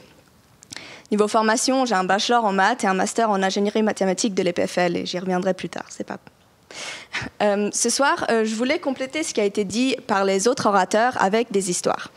Alors avec les quelques minutes qui vont suivre, je vais vous donner des exemples de mon parcours qui m'ont guidée vers le métier que je fais aujourd'hui. Et ce que j'espère vous transmettre, c'est qu'en tant que parent ou en tant qu'enseignant ou enseignante, je pense qu'il y a plein de choses que vous pouvez faire pour encourager les jeunes à explorer les métiers qu'ils n'auraient jamais pensé faire. Et particulièrement pour les métiers du digital, donc sujet de la conférence de ce soir, vous pouvez le faire sans être expert en fait dans le domaine. Alors comme je l'ai mentionné, je suis mathématicienne de formation et personnellement, j'aurais jamais pensé travailler dans la sécurité informatique aujourd'hui. Et je pense que ma famille l'aurait encore moins imaginé que moi. Alors pour être complètement honnête, je pense que je dois ce choix de carrière en grande partie à un enseignant du gymnase, celui qui donnait le cours d'application des maths. Alors on est d'accord, le nom du cours fait rêver absolument personne, et surtout pas les ados, mais on était quand même pas mal à s'inscrire à ce cours alors que c'était pas obligatoire. Alors vous vous demandez sans doute comment c'est possible. Et je pense que c'est en grande partie parce que la moitié de l'année était dédiée à un sujet qui était hyper cool, à savoir la cryptographie. Donc on ne vivait pas en 2021, il n'y avait pas de Facebook, il n'y avait pas de scandale de Cambridge Analytica, on n'entendait pas parler de ransomware et de fuite de données tous les 2 jours, mais c'était quand même un sujet qui donnait envie, surtout à des ados. Alors en quoi il m'a influencé ce cours? Donc en fait, quand j'ai fini mon master, j'ai réalisé que les portes qui m'ouvraient ne m'intéressaient pas du tout. Du coup, même avant de commencer à travailler, j'ai décidé de faire une reconversion professionnelle. Et c'est en réfléchissant à ce que je pouvais bien faire que je me suis souvenue de ce cours d'application des maths. En y repensant, en fait, il m'a donné envie de pousser ce sujet un peu plus loin. Et c'est pas pour rien. En fait, après 6 ans, avec un peu de recul, j'ai remarqué que c'était pas dans tous les cours de maths où le support de cours principal, c'était un roman. Alors là, c'était en l'occurrence un roman qui faisait découvrir l'évolution de la crypto à travers l'histoire. Il y avait aussi un côté pratique au cours, ce qui se faisait de loin pas dans la plupart des cours que j'ai suivis. On a eu des TP pendant lesquels on a appris à s'envoyer des messages chiffrés entre amis et on a aussi essayé de déchiffrer des messages pour lesquels on n'avait pas les clés. Alors oui, on a aussi fait un peu de maths pendant ce cours, mais c'est pas du tout de ça dont je me suis souvenue. Et c'est marrant parce que c'est seulement quand on m'a demandé comment j'ai bien pu atterrir dans la sécurité après avoir fait des maths que j'ai réalisé en fait que ce cours avait eu un si grand impact sur moi. Alors évidemment, pas tous les élèves de cette classe travaillent dans la sécurité aujourd'hui, mais je pense que beaucoup s'en souviennent et pour moi c'était vraiment un élément décisif dans mon choix d'explorer ce sujet. Donc si jamais M. Magnolet du gymnase de Nyon m'écoute ce soir, merci beaucoup. Mes parents aussi ont eu une influence sur mon parcours, même si c'était plus indirect. En fait, ils m'ont surtout encouragée à faire ce qui me plaisait et à explorer des domaines différents jusqu'à ce que je trouve chaussure à mon pied. Alors, je pense que inconsciemment, le fait de savoir qu'ils me soutenaient, quelles que soient mes idées, m'a aussi réconfortée dans cette exploration. Et croyez-moi, j'en ai eu des idées, et elles partaient un peu dans tous les sens. Alors d'abord, quand j'étais jeune ado, je voulais être avocate, comme mes parents, alors originalité zéro. J'ai ensuite, au gymnase, je voulais être chimiste. Ensuite, j'ai étudié les maths, je ne sais pas pourquoi. Et vers la fin de mon master, j'ai hésité à travailler dans l'aérospatiale. Finalement, en plus, j'ai fait une année de recherche académique. Pourquoi pas, j'étais pas à ça près. Pour ma défense, ce n'était pas que des idées, c'était vraiment des options que j'ai explorées. J'y ai dédié du temps et j'y croyais. Et malgré ces quelques virages, quand je suis retournée à l'EPFL après le master pour suivre les cours de sécurité informatique, mes parents m'ont de nouveau encouragée. Alors je ne sais pas si eux y croyaient, mais en tout cas, ils m'ont laissé faire. En plus de ça, ma mère m'envoyait régulièrement des articles de journaux, de magazines, des vidéos YouTube sur les sujets qui m'intéressaient en ce moment. Et elle le fait toujours d'ailleurs. C'était sa façon de contribuer à ce que je faisais, d'y participer, même si elle n'y connaissait pas grand-chose. Et des fois, ça lançait des discussions de famille, des débats, et surtout, ça me faisait réfléchir, ça me faisait apprendre. Et de voir en quoi ces sujets font partie de notre société, de notre vie de tous les jours, à travers les nouvelles, par exemple, je pense que c'est super motivant. Je vous rappelle donc que mes parents ne sont pas des scientifiques et n'ont pas d'affinité particulière pour la technologie, mais ils ont quand même trouvé un moyen de partager ces intérêts avec moi à leur façon. Maintenant, pour celles et ceux qui ont besoin ou envie d'un petit coup de pouce ou qui n'ont pas forcément cette curiosité, je peux seulement vous conseiller les cours de découverte scientifique digitale, etc., qu'on a la chance d'avoir aujourd'hui. Je crois qu'il y en a plusieurs qui ont été mentionnés ce soir. Personnellement, je connais ceux du bureau de promotion des sciences de l'EPFL. Ils organisent plein de cours pour les jeunes, certains spécifiquement pour les filles. Une autre bonne option, c'est le mentorat, où de manière générale, on a une jeune personne jumelée avec une personne plus âgée qui a un certain métier qui intéresse le ou la jeune. Et il y a plein d'options et toutes permettent en fait de faire découvrir un sujet ou un métier par quelqu'un qui est passionné. Ça permet d'apprendre, mais aussi de voir les choses du point de vue de quelqu'un d'autre.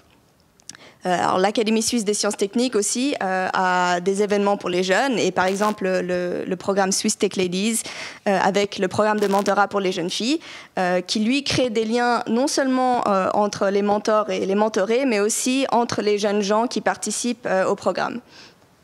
Je vais m'arrêter là, mais j'espère vous avoir donné quelques idées de petites choses qui peuvent faire la différence.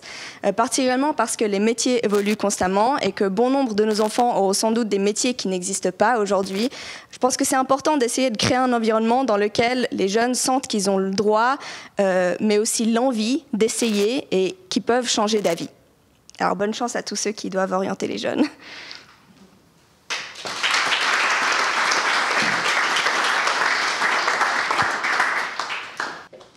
Un grand merci, Patricia, pour cette dernière intervention. Ce que je vous propose, vous avez reçu le QR code, je ne sais pas si vous le voyez encore, pour ceux qui sont présentiels. Donc, envoyez toutes vos questions. On va installer le panel pour ensuite la table ronde et on va y répondre.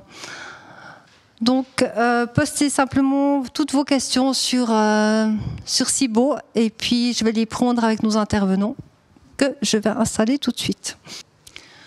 Ok, donc on a reçu quelques questions. La première s'adresse à Sylvie. Donc la question est: comment atteindre des jeunes filles de catégorie sociale moins favorisée?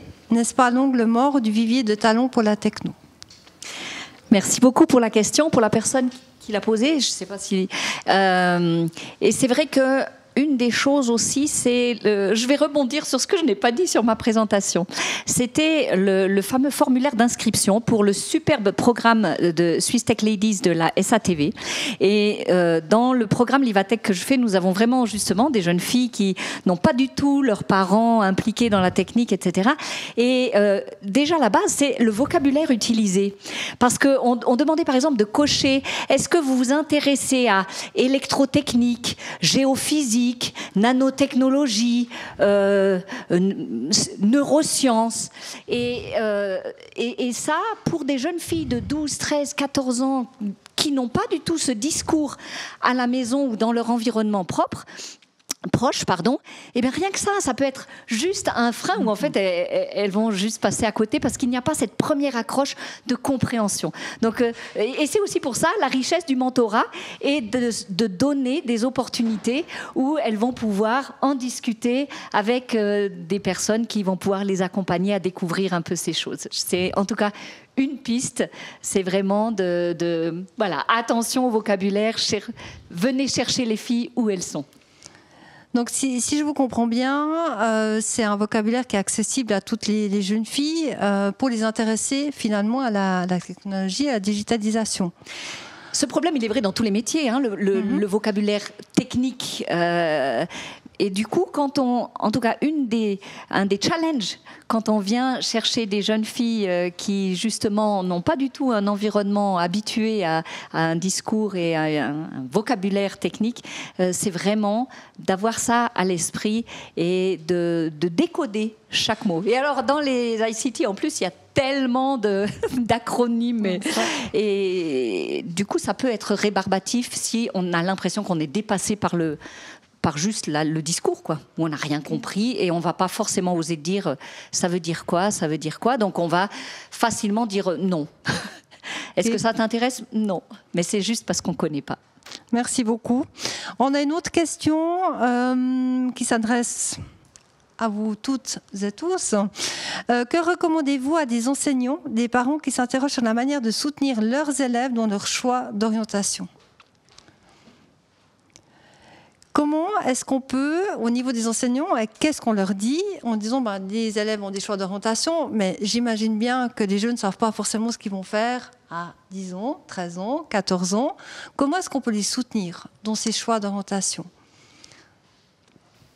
Je ne sais pas, Albin, Christophe, Cynthia? Pour moi, je dirais c'est la curiosité avant tout, c'est de s'ouvrir au chemin des possibles, hein, parce que comme disait Sylvie, c'est que si on ne connaît pas, on ne sait pas. Donc en fait, plus on explore, plus d'un coup on peut se faire une idée, donc pas hésiter en fait à aller explorer. Et puis ça, c'est le monde de demain, en fait, ce côté où il faut toujours apprendre. Donc tant qu'on est curieux, je reviens avec un peu ce que je disais avant, tant qu'on est curieux, on peut avancer et c'est garder ce mouvement. Donc j'irais inviter à la curiosité. J'apporterai volontiers un complément. Donc, le groupement Romans de l'informatique, il est confronté à cette problématique toutes les années, tout le temps. Comme on l'a vu, on manque d'informaticiens et c'est vraiment le core business du groupement Romans de l'informatique. Alors, nous développons un certain nombre d'opérations pour séduire les jeunes. Alors, que ce soit les jeunes filles ou que ce soit les jeunes garçons. Mais, et donc, ce qui a été dit, c'est tout à fait, de notre avis, c'est tout à fait juste. C'est il faut aller chercher les jeunes là où ils sont. En l'occurrence, nous avons lancé un projet cette année, c'était la première fois, nous avons lancé un projet d'un jeu. Donc c'est un jeu où le jeune peut aller jouer et puis finalement il découvre d'une part ses affinités et puis il découvre aussi ses compétences naissantes dans les domaines des ICT. Et l'idée du jeu, c'est de dire ok, eh bien, nous avons un message, le message il n'a pas changé depuis 20 ans, depuis 30 ans, c'est toujours le même, faites informaticien, c'est cool. Oui, mais la manière d'y accéder et comment toucher les jeunes, eh bien c'est bien différemment. Et donc ce jeu, il est à disposition pour eux, bien sûr. infrastructures, il est à disposition pour les enseignants, pour les parents, etc. On communique sur ce jeu. Ce jeu, il s'appelle histormaticien.ch, la contraction de historien et informaticien, vous l'avez bien compris. Donc, ces moyens se mettent en place par les associations professionnelles, par tous les acteurs qui sont sensibilisés à la problématique d'amener des jeunes à faire un choix de métier. Alors, on a encore le temps pour une réponse, bien sûr. C'est aussi peut-être de ne pas avoir peur d'un mauvais choix. Parce que je vois en fait plein de jeunes qui disent et si je fais le mauvais choix? Alors qu'en fait, nos parcours témoignent déjà de combien dans la vie, au fur et à mesure, elle évolue, qu'il n'est jamais trop tard. En ce moment, j'enseigne ici sur Neuchâtel un CAS, donc une formation post-grade, et sur 11 étudiants, tous des hommes, 2 ont passé 50 ans. Il n'est jamais trop tard, etc. Vous l'avez témoigné aussi. Donc on est quand même en Suisse avec une richesse de possibilités de rebondir et de transformer les premières... Chaque étape, de toute façon, est constructive. Donc peut-être aussi ça, des fois, cette peur de faire le mauvais choix retient. Il faut oser, il faut prendre des risques aussi.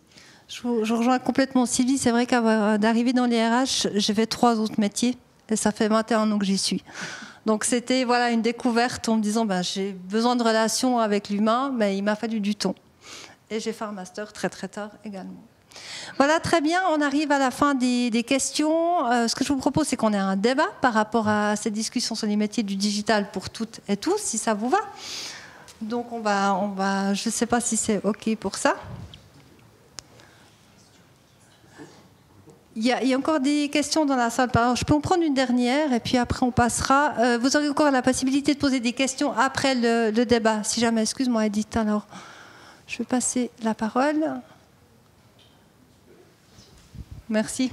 Oui, bonsoir à tous. Je me permets de poser la question en présentiel puisque vous ne l'avez peut-être pas vu sur le site. Ma question est en fait, comme introduction, aujourd'hui dans les pays scandinaves et les plus égalitaires du monde, on a entre 10 et 20% de femmes en sciences.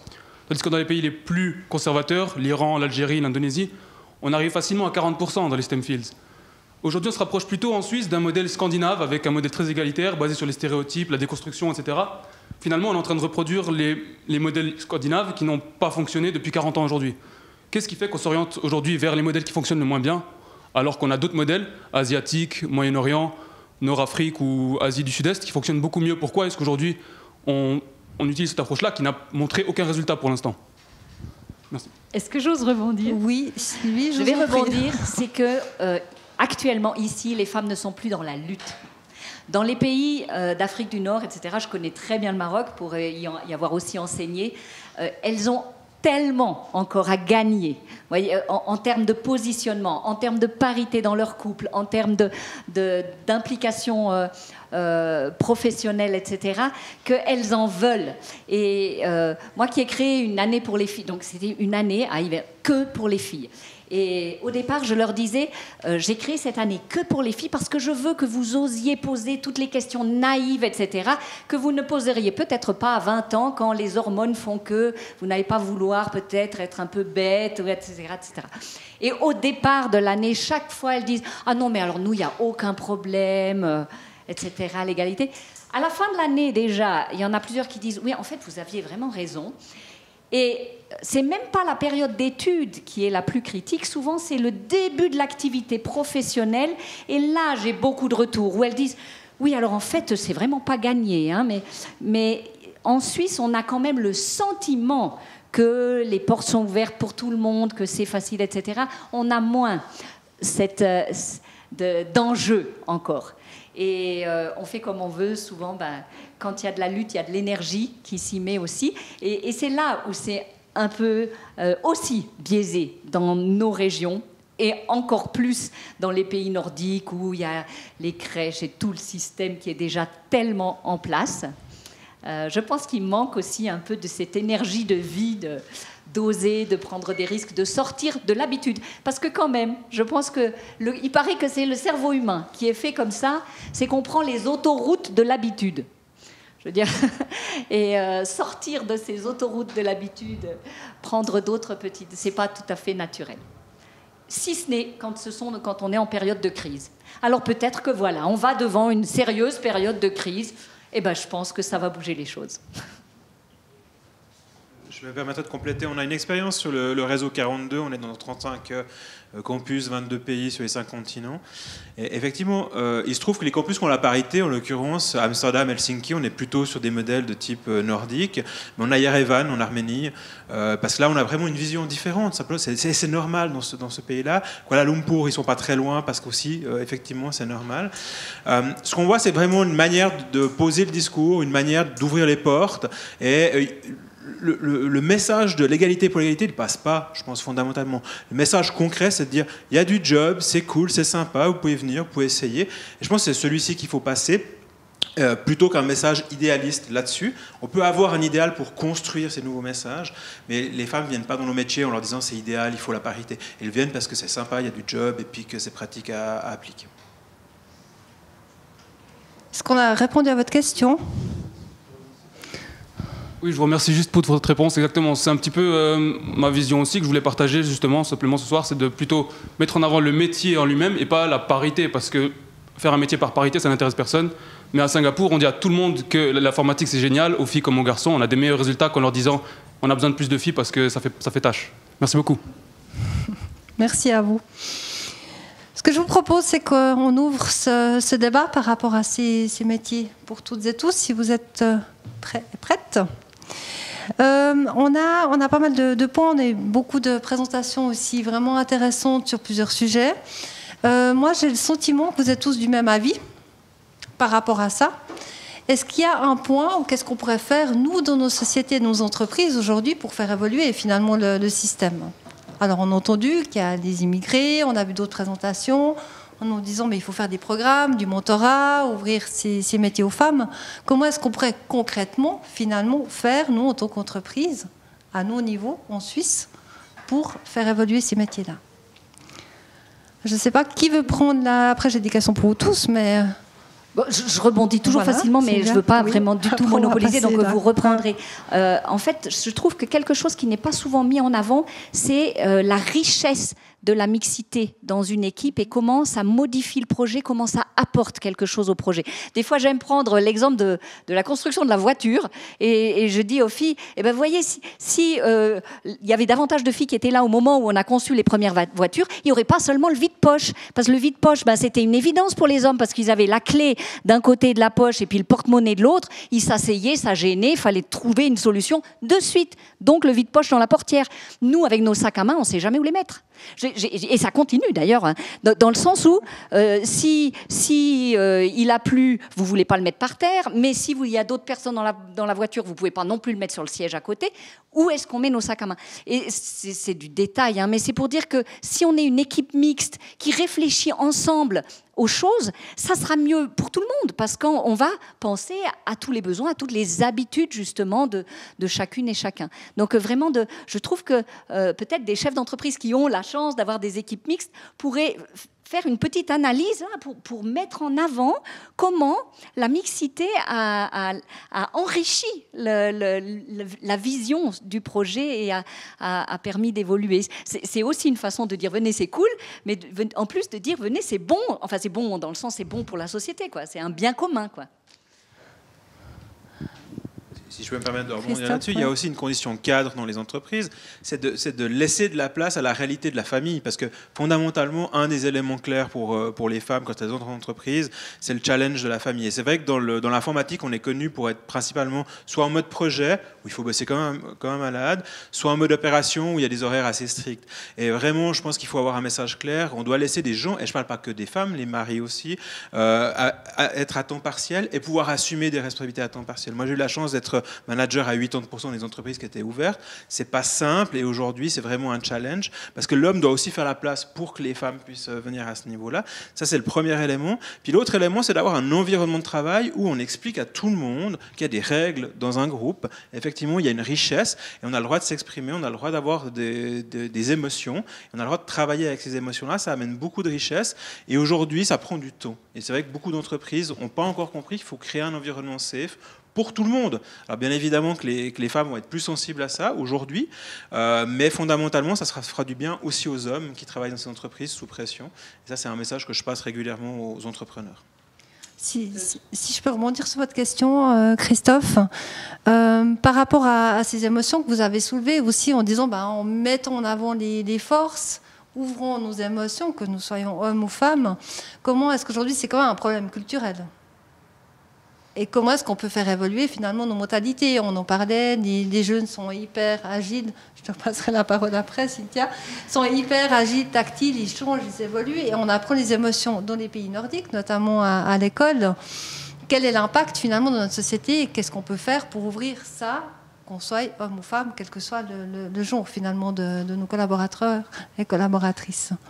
En 2 mots, pour moi, le rôle du management est fondamental. Je veux dire, moi, je suis un manager, je suis capable de dire que j'ai fait un burn-out, je suis capable de dire que j'ai besoin d'aller m'occuper de mes enfants à 17h30, et puis je suis capable de dire que j'ai envie de prendre un grand week-end pour passer du temps en famille. Et je pense qu'il y a vraiment un aspect d'exemplarité à mettre en place d'abord dans le management. C'est eux qui montrent que les portes sont ouvertes et qu'on ose demander.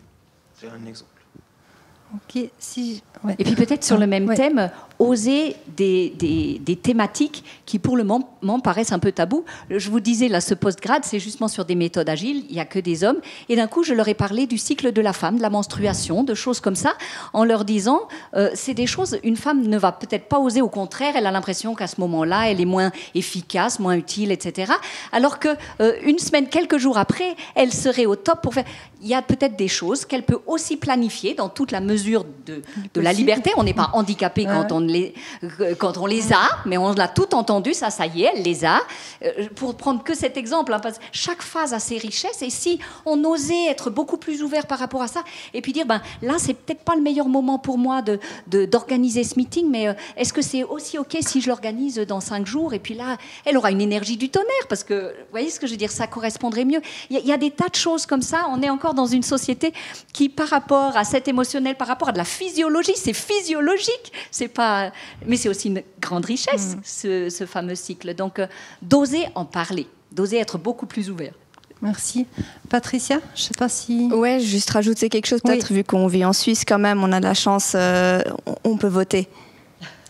Et ça, je pense que c'est pas pareil partout, et on doit voter, on doit changer les lois, on doit changer la façon dont notre société est organisée, et puis on peut voter. Cynthia ? Je rebondis un peu par rapport à qu'est-ce que peuvent faire les entreprises pour inviter, finalement, j'irai à un niveau plus haut, mais les jeunes à s'intéresser aux métiers des technologies, nouvelles technologies, et ça, hors qu'on soit un garçon, en fille ou non défini genré, parce que là, on rentre dans un débat plutôt genré. Pour moi, on a différents moyens en tant qu'entreprise aujourd'hui de démontrer de l'intérieur à l'extérieur qu'est-ce que c'est que nos métiers, notre quotidien aujourd'hui. Et les jeunes, on les voit aujourd'hui, ils sont sur Instagram, TikTok, etc. Ils n'arrêtent pas de scroller, de regarder des reels, et on peut profiter, je pense, de ces moyens de communication pour dire, pour prendre l'expression, c'est cool les métiers du digital, c'est cool les métiers de l'informatique ou de la recherche. Et ça prend 15 secondes avec une courte vidéo, et je pense que ça dépasse tous les mots, et c'est authentique. Donc là, c'est la créative qui parle par rapport à ce que peuvent faire les entreprises. Je me permets juste de rebondir. À l'école 42, on a fait de la communication, Insta, Facebook. Si on ne définit pas le genre, on a 2 tiers d'hommes, 1 tiers de femmes. Si on définit le genre femme uniquement, on a moitié-moitié. C'est quand même bizarre, je vise que des femmes, j'ai moitié-moitié. Pourquoi ? Parce que les femmes disent aux copains, tiens, t'as vu, il y a un boulot sympa, va voir. Et c'est marrant, à l'inverse, ça ne fonctionne pas. Et en fait, c'est assez intéressant de voir que faites vos campagnes de communication que sur les femmes, vous aurez la moitié des hommes et des femmes. Et ça, c'est un élément qui est vraiment étonnant. On va changer notre marketing. Effectivement, merci. Albin, est-ce que je peux vous poser une question qui nous est arrivée ? Tout ce qui est upskilling, reskilling sont des termes à la mode. Il est vrai que désormais la formation tout au long de la vie est un impératif pour rester employable. On le voit autour de cette table, le nombre de métiers qu'on peut avoir en commun avec aussi peu de personnes. Quelles compétences sont aujourd'hui les plus demandées dans la tech ? Qu'est-ce qu'on doit mettre aujourd'hui pour avoir les métiers, comme on le disait avec Cynthia, qu'on ne connaît pas en 2030 ? On a plus de 80% des métiers qui n'existent pas encore aujourd'hui. Comme je l'ai présenté tout à l'heure, les métiers du futur nous apparaissent comme étant des métiers de contenu. Donc, à partir de là, on peut évidemment définir ce que peuvent être les métiers de contenu. Mais essentiellement, les métiers de contenu sont en relation avec les données, sont en relation avec l'analyse et la réception de la donnée. Et finalement, pour faire quoi? Au bout, il y a toujours quelqu'un qui va devoir recevoir cette information de la donnée, de l'analyse. Donc, la communication est aujourd'hui essentielle. Et je crois que là, je prêche des convertis, évidemment. Donc, savoir exprimer et savoir dire et présenter un certain nombre de données, un certain nombre de situations qui sont des situations abstraites, un certain nombre de concepts également. Donc, la communication est essentielle. Il y a quelques années, pour les formations en informatique, il y avait des modules qui s'appelaient apprendre à apprendre, d'autres modules qui s'appelaient la communication, parce que les informaticiens à l'époque, ils passaient beaucoup de temps à passer d'un utilisateur à l'autre, le helpdesk, et puis il fallait bien qu'ils puissent parler l'humain et pas seulement le geek. Et ces modules-là se sont développés et aujourd'hui ils sont complètement intégrés dans les formations, en tout cas les formations initiales, dans les formations pour informaticiens. C'est vrai qu'à l'époque, on avait les premiers programmes informatiques, on se disait, mais apprendre avec un ordinateur, c'est complètement aberrant, et aujourd'hui, ça fait partie de nos vies au quotidien. J'ai une question par rapport aux soft skills. Cynthia, on dit souvent que les soft skills seront les compétences centrales sur le marché du travail de demain, et que ce seront celles-ci qui feront la différence. Qu'est-ce que tu en penses ? Alors pour moi, le soft skill, donc compétence 12, c'est avant tout une compétence humaine. Donc oui, c'est ça qui va faire la différence. On a besoin de relations. On parlait avant d'intelligence collective. Là aussi, on fait appel au sens de l'écoute, de laisser la parole. On sait qu'il y a des gens qui sont introvertis, extravertis, et quand on est en intelligence collective, la personne qui est extravertie, elle doit laisser le temps de parole aussi à l'autre. Donc il y a ce côté d'empathie, d'écoute qui va être recherché pour pouvoir faire avancer le projet. Parce que c'est ça en fait l'idée, quel que soit le domaine d'activité, c'est se mettre en équipe pour faire avancer la chose vers un idéal. Donc pour moi, ouais. Et puis après les compétences techniques, on voit bien, on ne parlait pas d'app il y a encore 10 ans, aujourd'hui c'est ça. On ne parlait pas de site internet déjà tout programmé. Aujourd'hui, en 1 heure, vous pouvez avoir votre site internet. On ne sait pas de quoi demain, ça va être fait avec les logiciels. Donc il faudra aussi continuellement se former. Mais par contre, une chose est sûre, c'est que le soft skill, la compétence humaine, ça c'est ce qui fera la différence pour mener des choses vers le futur qu'on souhaite. Okay, merci beaucoup. Je pense qu'effectivement, il y a des compétences personnelles qu'on voit se développer aujourd'hui. Il y a la résilience, il y a effectivement l'autorégulation, il y a la flexibilité. Dans nos métiers, on voit que les jeunes switchent d'une tâche à l'autre constamment. Donc, c'est vraiment des compétences aussi qu'ils ont appris et qu'on doit continuer à apprendre. Une question pour vous, Patricia. Que recommandez-vous à des enseignants ou à des parents ou à des jeunes qui s'interrogent sur la manière de soutenir leurs élèves ? Pas sur le champ d'orientation, mais comment est-ce qu'on peut finalement faire du mentorat, puisque vous nous parliez de mentorat par rapport aux jeunes filles. Oui, mais je pense que en tant que parents, on connaît nos enfants peut-être un peu moins ou différemment quand on est enseignant, mais je pense qu'il faut les laisser faire. Il faut être là, montrer qu'on est là. Si jamais on se pète la gueule, que c'est pas grave, on les aidera à se relever, mais que c'est pas parce qu'il y a possibilité d'un échec qu'il faut pas essayer. Et puis on peut pas parce qu'on a raté une fois qu'il faut pas rater, on peut pas réessayer, rater une deuxième fois. Voilà. Donc je pense que c'est vraiment de juste montrer qu'on est là et que voilà, d'encourager à essayer, puis pas de baisser les bras. Puis si on a une idée qui est un peu différente des autres, de vraiment de la cultiver et pas de laisser les autres autour qui peut-être disent que c'est pas pour toi ou tu feras tâche. Voilà, il faut essayer d'atténuer un peu ces paroles-là. Et comment est-ce qu'on peut rassurer les parents qui parfois peuvent être inquiets en se disant il n'a toujours pas de métier, on ne sait pas ce qu'il va devenir. C'est quand même des réactions qui sont normales, hein, quel que soit le... Enfin, il me semble, mais... Ouais. Après, on peut se dire l'alternative, c'est de forcer son enfant, ou une jeune personne, ou de la pousser dans un métier classique ou stéréotypique. Et après, que cette personne-là, à 35 ans, se dise maintenant, je déteste mon métier, qu'est-ce que je fais? Donc, plus on est jeune à trouver son bonheur, mieux c'est. C'est toujours possible de le faire plus tard, mais pourquoi essayer de pousser les gens dans une direction pour qu'après, il soit d'autant plus d'efforts pour changer plus tard? Donc, je pense qu'il faut, en tant que parent, ça doit être stressant, mais il faut peut-être faire un peu confiance à ces jeunes gens. Merci beaucoup. Donc la table ronde, le panel est fini. Par contre, nous avons encore un petit moment pour des questions. Donc je vous en prie, on revient sur skido.com et posez-nous toutes vos questions. On en a une première. Ne faudrait-il pas œuvrer plus intensivement dans la formation continue des enseignants sur des perspectives offertes par le digital au travers d'initiatives dédiées, notamment au niveau des enseignants des cycles 2 et 3? Je crois que la digitalisation prend un pas dans l'enseignement primaire aujourd'hui, mais où est-ce qu'on en est? Quel est l'état des lieux par rapport à ça? Alors avant de venir ce soir, j'ai juste été regarder sur orientation.ch et je regardais en fait le descriptif de informaticienne et graphiste. Et j'ai vu qu'il n'était pas à jour. Et je vois aussi que dans l'enseignement, il y a des choses où c'est pas à jour. Donc ouais, j'invite le corps enseignant à s'intéresser au digital, à se former au digital. Il y a plein de choses avec YouTube, etc. Et puis finalement, en entreprise, on appelle le reverse mentoring. Et pourquoi pas intégrer ça dans les classes, même déjà depuis tout petit, sur le reverse mentoring, parce que je pense que toute génération, ils ont quelque chose à nous faire apprendre. J'aimerais peut-être juste rebondir, et c'est tout à fait vrai. Malheureusement, nous avons vécu une expérience époustouflante lorsqu'il y a eu le confinement des enfants l'année dernière à l'école. Certains faisaient des cours à distance en recevant un WhatsApp à 17h, comme tout élément de cours et de formation.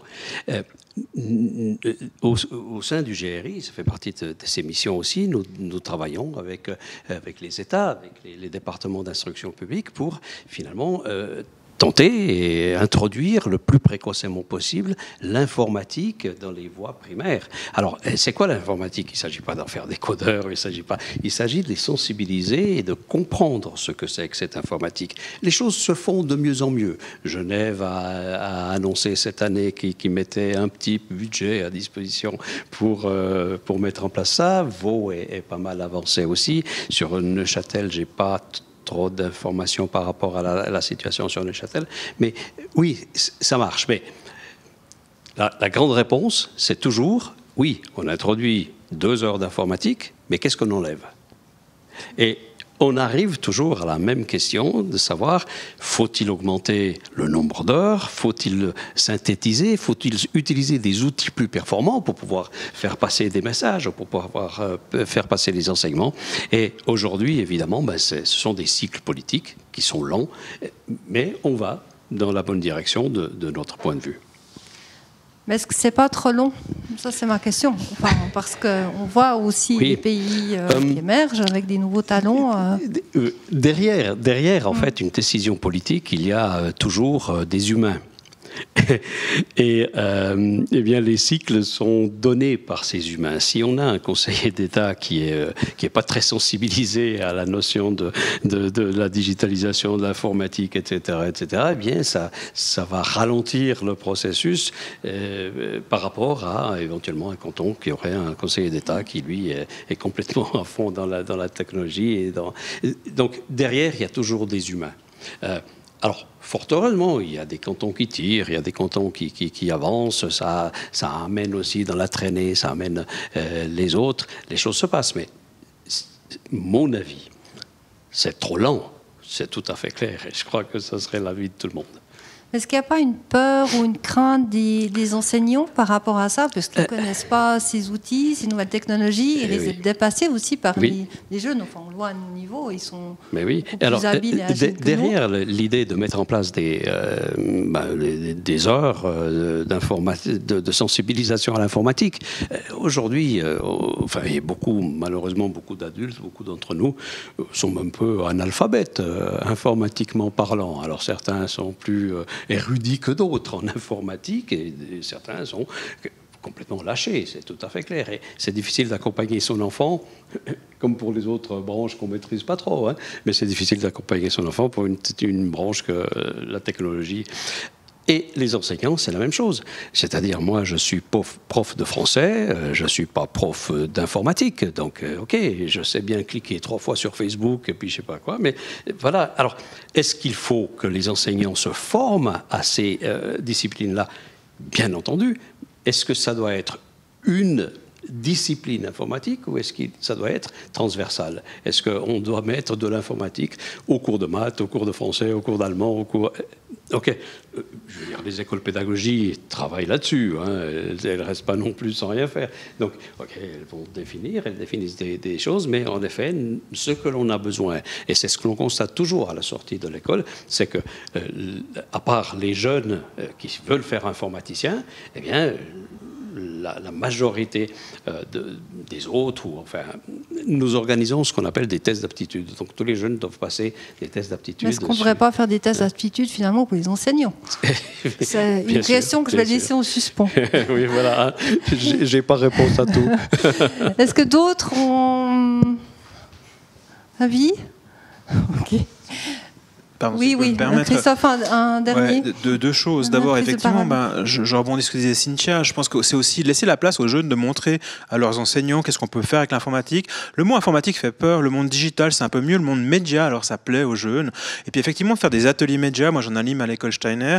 Et ça change tout. C'est dire, on fait ce que veulent les jeunes. Et quand on leur dit, allez, viens, on va faire un espace Facebook, Insta, ça les motive. Et puis derrière, ça les motive à découvrir l'informatique. Puis après, ils vont creuser un peu plus loin. Et je pense qu'il faut vraiment se mettre simplement à ce niveau-là de motivation. Et après, en tant qu'enseignant, si on n'est pas capable de se motiver là-dessus, on donne la main à celui dans la classe ou à celle dans la classe qui ose prendre le lead. Et il faut l'encourager. Aujourd'hui, on le sanctionne parce que c'est pas ça, c'est pas ce qu'on voulait faire. Et ça, c'est vraiment le message que je passe aux enseignants, c'est vraiment d'arriver à donner la chance aux jeunes de vous montrer ce qu'ils savent faire. Et il y en a toujours un ou une dans la classe qui a quelque chose à montrer. Merci infiniment. Merci infiniment pour ce débat qui est riche. Je pense qu'on pourrait en parler toute la soirée. Malheureusement, on n'a plus de temps. Merci d'être venus.